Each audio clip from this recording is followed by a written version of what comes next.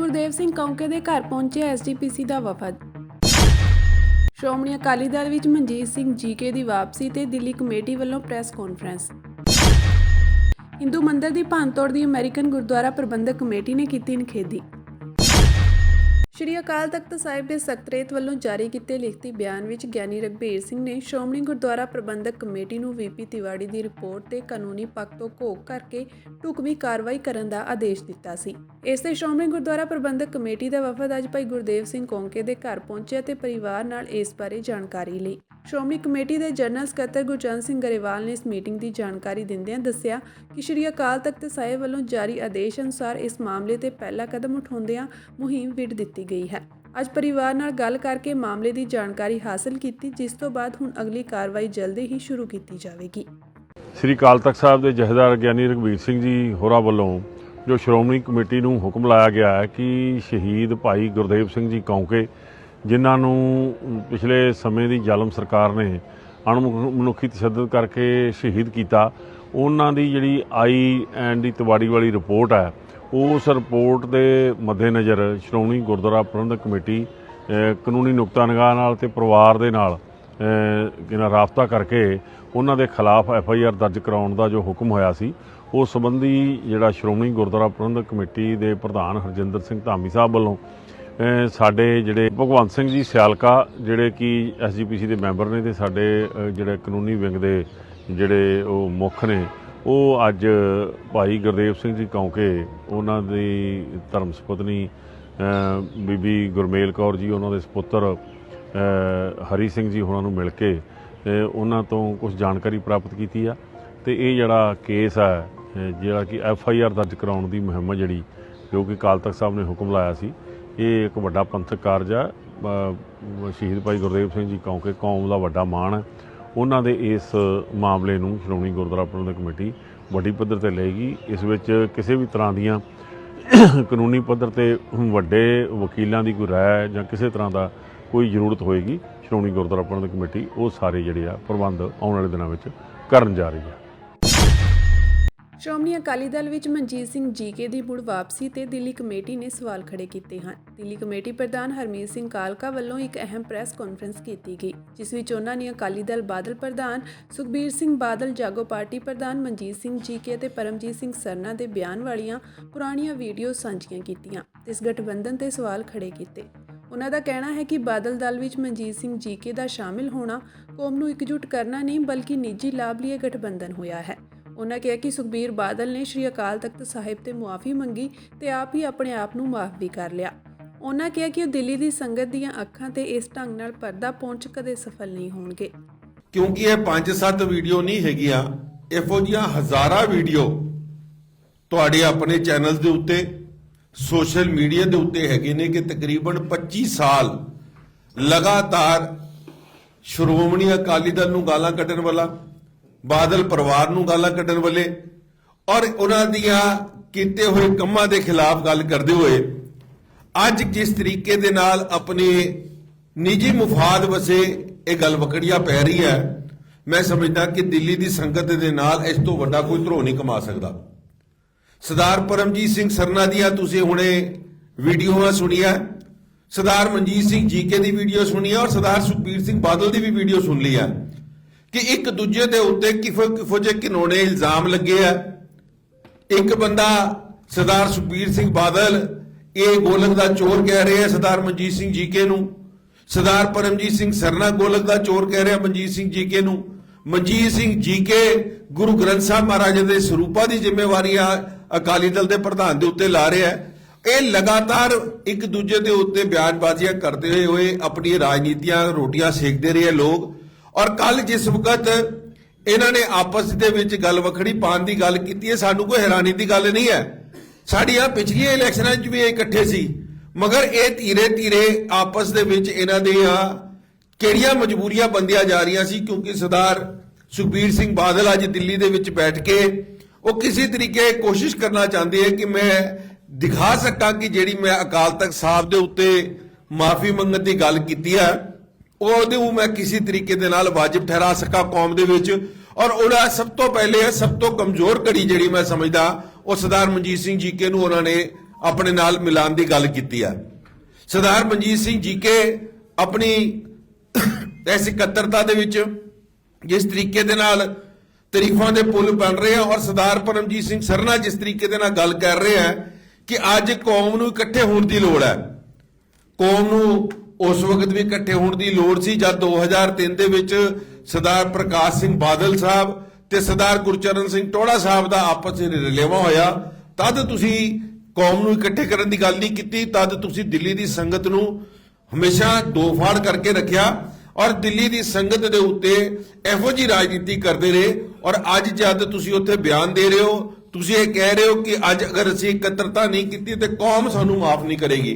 ਮੈਂ ਸਰਦਾਰ ਪਰਮਜੀਤ ਸਿੰਘ ਸਰਨਾ ਜੀ ਔਰ ਸਰਦਾਰ ਮਨਜੀਤ ਸਿੰਘ ਜੀਕੇ ਜੀ ਤੁਹਾਨੂੰ ਹੱਥ ਬੰਨ੍ਹ ਕੇ ਬੇਨਤੀ ਕਰਾਂਗਾ ਕਿ ਕੌਮ ਦੇ ਨਾਮ ਦੇ ਉੱਤੇ ਖਿਲਵਾੜ ਨਾ ਕਰੋ। ਇਹ ਤੁਹਾਡੇ ਆਪਣੇ ਨਿੱਜੀ ਮੁਫਾਦ ਨੇ, ਤੁਹਾਡੇ ਆਪਣੇ ਨਿੱਜੀ ਫਾਇਦੇ ਨੇ ਜਿਨ੍ਹਾਂ ਕਰਕੇ ਤੁਸੀਂ ਇੱਕ ਦੂਜੇ ਦੇ ਨਾਲ ਰਲੇਵਾ ਕੀਤਾ ਔਰ ਇਹ ਗੱਲ ਬਿਲਕੁਲ ਸਾਹਮਣੇ ਆਈ ਹੈ ਕਿ ਅੱਜ ਤੋਂ ਬਾਅਦ ਸਰਦਾਰ ਸੁਖਬੀਰ ਸਿੰਘ ਬਾਦਲ ਨੇ ਕਿਹਾ ਕਿ ਮਨਜੀਤ ਸਿੰਘ ਜੀ ਕਿ ਮੈਂ ਤੈਨੂੰ ਗੁਰੂ ਦੀ ਗੋਲਕ ਦਾ ਚੋਰ ਨਹੀਂ ਕਵਾਂਗਾ ਔਰ ਇਸ ਦੇ ਮੁਆਵਜ਼ੇ ਦੇ ਵਿੱਚ ਸਰਦਾਰ ਤੈਨੂੰ ਵੀ ਇਸ ਗੱਲ ਦੀ ਜ਼ਿੰਮੇਵਾਰੀ ਲੈਣੀ ਪਏਗੀ ਕਿ ਤੂੰ ਸਾਡੇ ਕੋਲੋਂ 328 ਰੁਪਏ ਦਾ ਹਿਸਾਬ ਨਹੀਂ ਮੰਗੇਗਾ।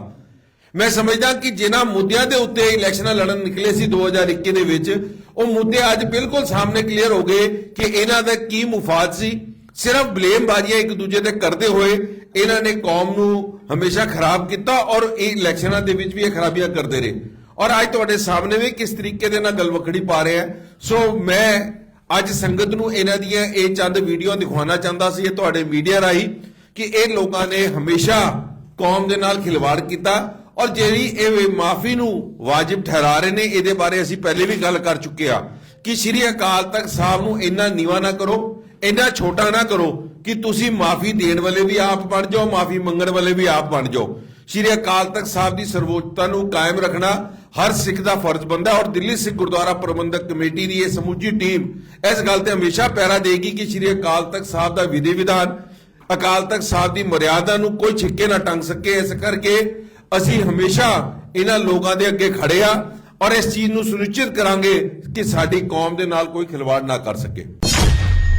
ਅਮਰੀਕਨ ਗੁਰਦੁਆਰਾ ਪ੍ਰਬੰਧਕ ਕਮੇਟੀ ਨੇ ਹਿੰਦੂ ਮੰਦਿਰ ਦੀ ਭੰਨਤੋੜ ਦੇ ਮਾਮਲੇ ਵਿੱਚ ਇਕਜੁੱਟਤਾ ਦਾ ਪ੍ਰਗਟਾਵਾ ਕੀਤਾ ਹੈ। ਅਮਰੀਕੀ ਗੁਰਦੁਆਰਾ ਪ੍ਰਬੰਧਕ ਕਮੇਟੀ ਦਾ ਕਹਿਣਾ ਹੈ ਕਿ ਕਮੇਟੀ ਹਿੰਦੂ ਭਾਈਚਾਰੇ ਨਾਲ ਇਕਮੁੱਠਤਾ ਵਿੱਚ ਖੜੀ ਹੈ ਅਤੇ ਇਸ ਅਪਰਾਧ ਦੀ ਸਖਤ ਨਿਖੇਧੀ ਕਰਦੀ ਹੈ।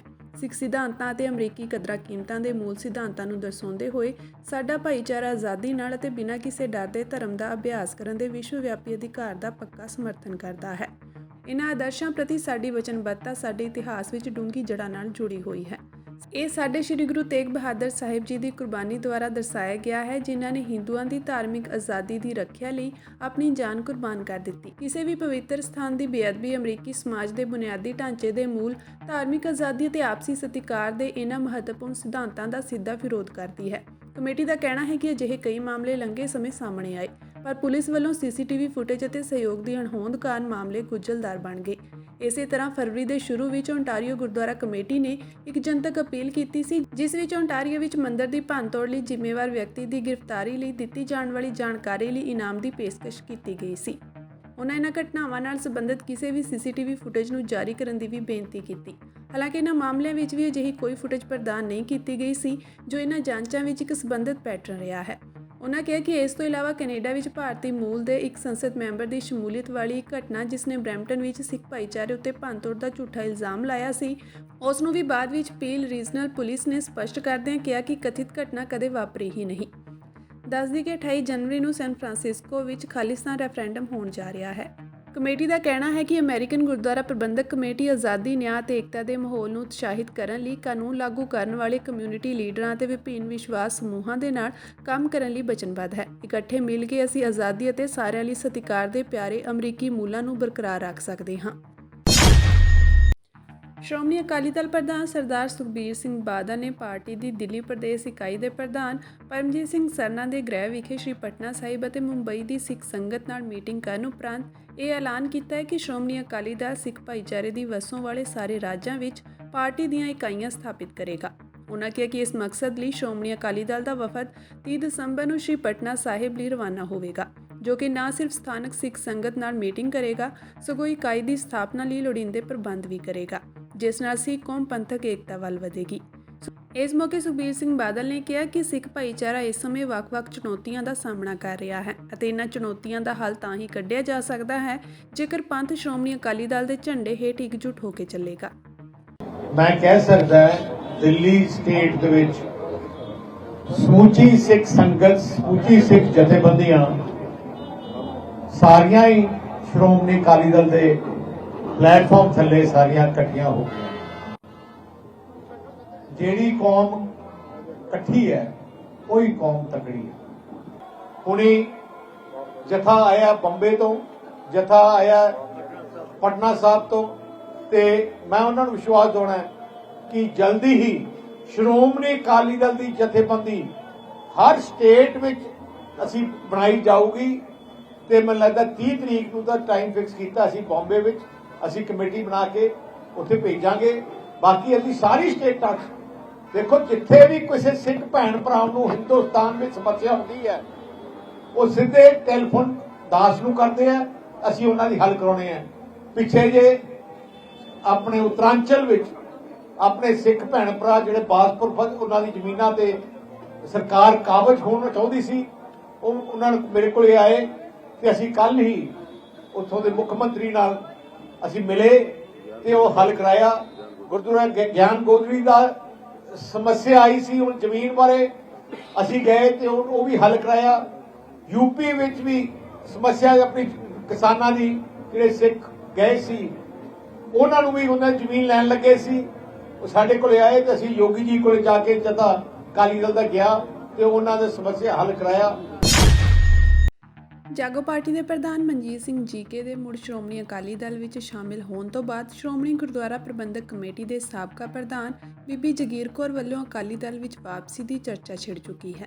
ਇਸ ਦੌਰਾਨ ਬੀਬੀ ਜਗੀਰ ਕੌਰ ਨੇ ਕਿਹਾ ਕਿ ਮੈਂ ਅੱਜ ਤੱਕ ਕਦੇ ਵੀ ਆਪਣੇ ਆਪ ਨੂੰ ਸ਼੍ਰੋਮਣੀ ਅਕਾਲੀ ਦਲ ਤੋਂ ਵੱਖ ਨਹੀਂ ਸਮਝਿਆ ਅਤੇ ਨਾ ਹੀ ਕਦੇ ਬਿਆਨ ਦਿੱਤਾ ਕਿ ਮੈਂ ਅਕਾਲੀ ਦਲ ਨੂੰ ਛੱਡ ਦਿੱਤਾ ਹੈ। ਸਾਬਕਾ ਐਸਜੀਪੀਸੀ ਪ੍ਰਧਾਨ ਨੇ ਕਿਹਾ ਕਿ ਉਹਨਾਂ ਨੇ ਕਈ ਸਾਲ ਪਾਰਟੀ ਅਤੇ ਐਸਜੀਪੀਸੀ ਦੀ ਸੇਵਾ ਕੀਤੀ ਹੈ।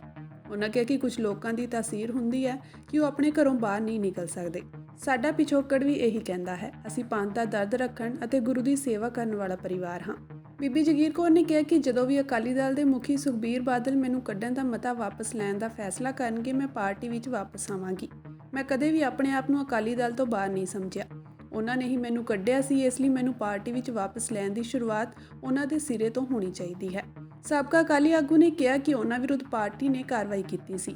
ਉਹਨਾਂ ਨੇ ਖੁਦ ਕਦੇ ਵੀ ਪਾਰਟੀ ਤੋਂ ਅਸਤੀਫਾ ਨਹੀਂ ਦਿੱਤਾ ਅਤੇ ਨਾ ਹੀ ਨਵੀਂ ਪਾਰਟੀ ਨਾਲ ਜੁੜੇ। ਮੈਂ ਵਾਪਸੀ ਤਾਂ ਕਰਾਂਗੀ ਜੇ ਮੈਂ ਕਿਤੇ ਗਈ ਹੋਵਾਂਗੀ। ਉਹਨਾਂ ਕਿਹਾ ਕਿ ਮੈਂ ਅੱਜ ਵੀ ਲੋਕਾਂ ਨੂੰ ਕਹਿ ਰਹੀ ਹਾਂ ਕਿ ਉਹ ਪੰਥ ਅਤੇ ਅਕਾਲੀ ਦਲ ਦੀ ਹਮਾਇਤ ਕਰਨ ਲਈ ਸ਼੍ਰੋਮਣੀ ਕਮੇਟੀ ਚੋਣਾਂ ਲਈ ਆਪਣੀ ਵੋਟ ਪਾਉਣ। ਸਿਰਫ ਇੰਨਾ ਕਿ ਮੈਂ ਰਸਮੀ ਤੌਰ ਤੇ ਅਕਾਲੀ ਦਲ ਨਾਲ ਨਹੀਂ ਹਾਂ। ਉਹਨਾਂ ਨੂੰ ਪਹਿਲਾਂ ਮੇਰੇ ਵਿਰੁੱਧ ਮਤਾ ਵਾਪਸ ਲੈਣਾ ਚਾਹੀਦਾ ਹੈ ਅਤੇ ਫਿਰ ਮੇਰੇ ਕੋਲ ਆਉਣਾ ਚਾਹੀਦਾ ਹੈ। ਮੇਰੀ ਟੀਮ ਹੁਣ ਵੀ ਉਹੀ ਹੈ ਜਿਹੜੀ ਅਕਾਲੀ ਦੇ ਸਮੇਂ ਸੀ। ਉਹਨਾਂ ਅੱਗੇ ਕਿਹਾ ਕਿ ਕਈ ਅਕਾਲੀ ਵਰਕਰ ਅਤੇ ਆਗੂ ਮੇਰੇ ਨਾਲ ਵੱਖ-ਵੱਖ ਪੰਥਕ ਗਤੀਵਿਧੀਆਂ ਲਈ ਆਉਣਾ ਚਾਹੁੰਦੇ ਹਨ, ਪਰ ਮੇਰੇ ਕੱਢੇ ਜਾਣ ਕਾਰਨ ਉਹ ਆਪਣਾ ਫੈਸਲਾ ਟਾਲ ਦਿੰਦੇ ਹਨ। ਉਹਨਾਂ ਕਿਹਾ ਕਿ ਜਦੋਂ ਵੀ ਉਹ ਅਕਾਲੀ ਦਲ ਦੀ ਸਟੇਜ ਸਾਂਝੀ ਕਰਨਗੇ ਤਾਂ ਇਸ ਦੇ ਲਈ ਸ਼ਰਤ ਹੋਵੇਗੀ ਕਿ ਸ਼੍ਰੋਮਣੀ ਅਕਾਲੀ ਦਲ ਸ਼੍ਰੋਮਣੀ ਕਮੇਟੀ ਲਈ ਸੁਤੰਤਰ ਦਰਜਾ ਯਕੀਨੀ ਬਣਾਏ ਅਤੇ ਇਸ ਨੂੰ ਕੰਟਰੋਲ ਕਰਨ ਦੀ ਕੋਸ਼ਿਸ਼ ਨਾ ਕਰੇ। ਉਹਨਾਂ ਕਿਹਾ ਕਿ ਜਿਹੜੇ ਸਿਧਾਂਤਾਂ ਲਈ ਮੈਨੂੰ ਵਾਕ ਕੀਤਾ ਗਿਆ ਸੀ ਉਸ ਦੀ ਪਹਿਰੇਦਾਰੀ ਲਈ ਲੋਕਾਂ ਨੇ ਮੈਨੂੰ ਆਪ ਤੋਰਿਆ ਹੈ। ਉਹਨਾਂ ਦੱਸਿਆ ਕਿ ਆਗੂਆਂ ਦਾ ਕਹਿਣਾ ਹੈ ਕਿ ਪਾਰਟੀ ਨੂੰ ਮਹਿਸੂਸ ਹੋ ਰਿਹਾ ਹੈ ਕਿ ਉਹਨਾਂ ਦਾ ਫੈਸਲਾ ਗਲਤ ਸੀ। ਇਸ ਦੇ ਨਾਲ ਹੀ ਉਹਨਾਂ ਕਿਹਾ ਕਿ ਸ਼੍ਰੋਮਣੀ ਅਕਾਲੀ ਦਲ ਇੱਕ ਹੀ ਹੋਣਾ ਚਾਹੀਦਾ ਹੈ। ਇਸ ਦੌਰਾਨ ਅੰਦਰੂਨੀ ਸੂਤਰਾਂ ਦਾ ਕਹਿਣਾ ਹੈ ਕਿ ਬੀਬੀ ਜਗੀਰ ਕੌਰ ਅਤੇ ਸੁਖਬੀਰ ਬਾਦਲ ਪਹਿਲਾਂ ਹੀ ਗੱਲ ਕਰ ਰਹੇ ਸਨ। ਉਹਨਾਂ ਦਾ ਕਹਿਣਾ ਹੈ ਕਿ ਸੁਖਬੀਰ ਬਾਦਲ ਵੱਲੋਂ ਬਰਗਾੜੀ ਬੇਅਦਬੀ ਕਾਂਡ ਲਈ ਮੁਆਫੀ ਮੰਗਣ ਤੋਂ ਬਾਅਦ ਦੋਵਾਂ ਨੇ ਇੱਕ ਦੂਜੇ ਨਾਲ ਗੱਲ ਕੀਤੀ ਹੈ। ਸੋਨ ਤਮਗਾ ਜੇਤੂ ਵਰਿੰਦਰ ਸਿੰਘ ਯਾਦਵ ਨੇ ਬ੍ਰਿਜ ਭੂਸ਼ਣ ਸ਼ਰਨ ਸਿੰਘ ਦੇ ਕਰੀਬੀ ਸੰਜੇ ਸਿੰਘ ਨੂੰ ਭਾਰਤੀ ਕੁਸ਼ਤੀ ਫੈਡਰੇਸ਼ਨ ਦੀਆਂ ਚੋਣਾਂ ਵਿੱਚ ਪ੍ਰਧਾਨ ਚੁਣੇ ਜਾਣ ਖਿਲਾਫ ਦੇਸ਼ ਦੇ ਸ਼ਿਖਰਲੇ ਪਹਿਲਵਾਨਾਂ ਨਾਲ ਆਪਣੀ ਇਕਜੁੱਟਤਾ ਦਾ ਪ੍ਰਗਟਾਵਾ ਕਰਦਿਆਂ ਆਪਣਾ ਪਦਮ ਸ਼੍ਰੀ ਪੁਰਸਕਾਰ ਵਾਪਸ ਕਰਨ ਦਾ ਫੈਸਲਾ ਕੀਤਾ ਹੈ। ਗੁੰਗਾ ਪਹਿਲਵਾਨ ਦੇ ਨਾਂ ਨਾਲ ਮਸ਼ਹੂਰ ਵਰਿੰਦਰ ਨੇ ਓਲੰਪਿਕ ਵਿੱਚ ਕਾਂਸੀ ਦਾ ਤਮਗਾ ਜੇਤੂ ਪਹਿਲਵਾਨ ਸਾਕਸ਼ੀ ਮਲਿਕ ਅਤੇ ਬਜਰੰਗ ਪੂਨੀਆ ਦਾ ਸਮਰਥਨ ਕੀਤਾ ਅਤੇ ਕਿਹਾ ਕਿ ਉਹ ਆਪਣਾ ਸਨਮਾਨ ਵਾਪਸ ਕਰ ਦੇਵੇਗਾ। ਵਰਿੰਦਰ ਨੇ ਐਕਸ ਤੇ ਕਿਹਾ ਕਿ ਆਪਣੀ ਭੈਣ ਅਤੇ ਦੇਸ਼ ਦੀ ਧੀ ਲਈ ਮੈਂ ਵੀ ਪਦਮ ਸ਼੍ਰੀ ਪੁਰਸਕਾਰ ਵਾਪਸ ਕਰਾਂਗਾ। ਮਾਣਯੋਗ ਪ੍ਰਧਾਨ ਮੰਤਰੀ ਨਰਿੰਦਰ ਮੋਦੀ ਜੀ, ਮੈਨੂੰ ਤੁਹਾਡੀ ਬੇਟੀ ਅਤੇ ਆਪਣੀ ਭੈਣ ਸਾਕਸ਼ੀ ਮਲਿਕ ਤੇ ਮਾਣ ਹੈ। ਉਹਨਾਂ ਨੇ ਦੇਸ਼ ਦੀਆਂ ਉੱਘੀਆਂ ਖੇਡ ਹਸਤੀਆਂ ਸਚਿਨ ਤੇਂਦੁਲਕਰ ਅਤੇ ਨੀਰਜ ਚੋਪੜਾ ਨੂੰ ਵੀ ਇਸ ਮੁੱਦੇ ਤੇ ਆਪਣੀ ਰਾਏ ਦੇਣ ਦੀ ਅਪੀਲ ਕੀਤੀ। ਸਾਬਕਾ ਕ੍ਰਿਕਟਰ ਸਚਿਨ ਅਤੇ ਓਲੰਪਿਕ ਚੈਂਪੀਅਨ ਚੋਪੜਾ ਨੂੰ ਟੈਗ ਕਰਦਿਆਂ ਉਹਨਾਂ ਕਿਹਾ, ਮੈਂ ਦੇਸ਼ ਦੇ ਚੋਟੀ ਦੇ ਖਿਡਾਰੀਆਂ ਨੂੰ ਵੀ ਆਪਣੀ ਰਾਏ ਦੇਣ ਦੀ ਬੇਨਤੀ ਕਰਦਾ ਹਾਂ। ਜ਼ਿਕਰਯੋਗ ਹੈ ਕਿ ਵਰਿੰਦਰ ਨੂੰ 2021 ਵਿੱਚ ਦੇਸ਼ ਦਾ ਚੌਥਾ ਸਰਵਉੱਚ ਨਾਗਰਿਕ ਪੁਰਸਕਾਰ ਪਦਮ ਸ਼੍ਰੀ ਮਿਲਿਆ ਸੀ। ਇਸ ਤੋਂ ਪਹਿਲਾਂ 2015 ਵਿੱਚ ਉਹਨਾਂ ਨੂੰ ਅਰਜੁਨ ਅਵਾਰਡ ਨਾਲ ਸਨਮਾਨਿਤ ਕੀਤਾ ਗਿਆ ਸੀ। ਵਿਸ਼ਵ ਚੈਂਪੀਅਨਸ਼ਿਪ ਤਮਗਾ ਜੇਤੂ ਵਿਨੇਸ਼ ਫੋਗਾਟ ਨੇ ਬ੍ਰਿਜ ਭੂਸ਼ਣ ਸ਼ਰਨ ਸਿੰਘ ਦੇ ਭਰੋਸੇਮੰਦ ਸੰਜੇ ਸਿੰਘ ਨੂੰ ਭਾਰਤੀ ਕੁਸ਼ਤੀ ਫੈਡਰੇਸ਼ਨ ਦਾ ਪ੍ਰਧਾਨ ਚੁਣੇ ਜਾਣ ਦੇ ਵਿਰੋਧ ਵਿੱਚ ਮੰਗਲਵਾਰ ਨੂੰ ਆਪਣਾ ਖੇਲ ਰਤਨ ਅਤੇ ਅਰਜੁਨ ਪੁਰਸਕਾਰ ਸਰਕਾਰ ਨੂੰ ਵਾਪਸ ਕਰ ਦਿੱਤਾ ਹੈ। ਇਸ ਪਹਿਲਵਾਨ ਨੇ ਪ੍ਰਧਾਨ ਮੰਤਰੀ ਨਰਿੰਦਰ ਮੋਦੀ ਨੂੰ ਲਿਖੀ ਚਿੱਠੀ ਵਿੱਚ ਇਹ ਜਾਣਕਾਰੀ ਦਿੱਤੀ ਹੈ। ਇਸ ਤੋਂ ਪਹਿਲਾਂ ਓਲੰਪਿਕ ਤਮਗਾ ਜੇਤੂ ਬਜਰੰਗ ਪੂਨੀਆ ਅਤੇ ਵਰਿੰਦਰ ਸਿੰਘ ਯਾਦਵ ਨੇ ਆਪਣੇ ਪਦਮ ਸ਼੍ਰੀ ਪੁਰਸਕਾਰ ਵਾਪਸ ਕਰ ਦਿੱਤੇ ਸਨ। ਵਿਨੇਸ਼ ਨੇ ਐਕਸ ਤੇ ਪੋਸਟ ਕੀਤੀ ਚਿੱਠੀ ਵਿੱਚ ਐਲਾਨ ਕੀਤਾ, ਮੈਂ ਆਪਣਾ ਮੇਜਰ ਧਿਆਨ ਚੰਦ ਖੇਲ ਰਤਨ ਅਤੇ ਅਰਜੁਨ ਪੁਰਸਕਾਰ ਵਾਪਸ ਕਰ ਰਹੀ ਹਾਂ। ਸੰਜੇ ਸਿੰਘ ਨੂੰ ਵੀਰਵਾਰ ਨੂੰ WFI ਦਾ ਪ੍ਰਧਾਨ ਚੁਣਿਆ ਗਿਆ ਸੀ। ਬ੍ਰਿਜ ਭੂਸ਼ਣ ਦੇ ਕਰੀਬੀ ਸੰਜੇ ਸਿੰਘ ਦੀ ਅਗਵਾਈ ਵਾਲੇ ਧੜੇ ਨੇ ਇਹਨਾਂ ਚੋਣਾਂ ਵਿੱਚ 15 ਵਿੱਚੋਂ 13 ਅਹੁਦਿਆਂ ਤੇ ਜਿੱਤ ਹਾਸਲ ਕੀਤੀ ਸੀ। ਪਹਿਲਵਾਨਾਂ ਨੇ ਪਹਿਲਾਂ ਮੰਗ ਕੀਤੀ ਸੀ ਕਿ ਬ੍ਰਿਜ ਭੂਸ਼ਣ ਦੇ ਨਜ਼ਦੀਕੀ ਕਿਸੇ ਨੂੰ ਵੀ WFI ਪ੍ਰਸ਼ਾਸਨ ਵਿੱਚ ਨਹੀਂ ਹੋਣਾ ਚਾਹੀਦਾ। ਚੋਣਾਂ ਤੋਂ ਬਾਅਦ ਰੀਓ ਓਲੰਪਿਕ ਦੀ ਕਾਂਸੀ ਤਮਗਾ ਜੇਤੂ ਸਾਕਸ਼ੀ ਮਲਿਕ ਨੇ ਖੇਡ ਤੋਂ ਸੰਨਿਆਸ ਲੈਣ ਦਾ ਐਲਾਨ ਕੀਤਾ।